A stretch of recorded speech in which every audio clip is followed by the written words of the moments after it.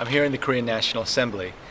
What a fantastic experience for me being here where the Korean parliamentarians make the laws.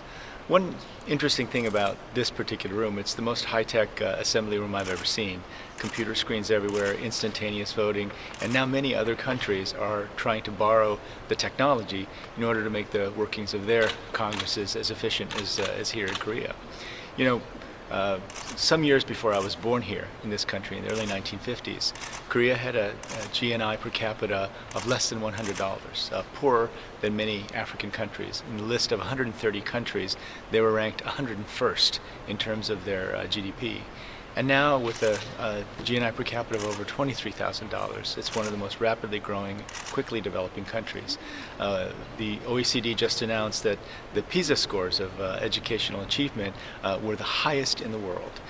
Korea is number 4 in the world in terms of patents. You know, to see the country rise so quickly is so inspiring to me, and I feel very proud being back in this country.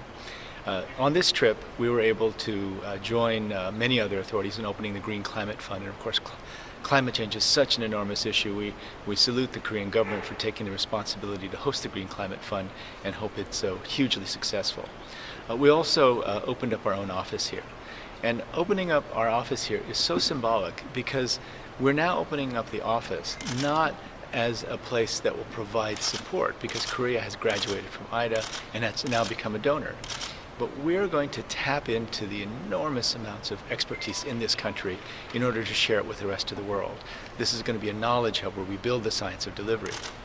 You know, I met with President Park Geun-hye yesterday. What was remarkable was that despite the fact that Korea is ranked #1 in education, she wanted to talk to me about how she could improve the educational system here in Korea. So we decided that we're going to move forward and do everything we can to both understand the successful experiences, to document why Korea has done so well, but then also look to the future to see how Korea might do even better. She focuses on the creative economy, and the most important part of that is that she is saying to the world that we have to find the foundations for growth in the future. And we think that countries all over the world have got to now start thinking about what are the foundations for growth in the medium to long term.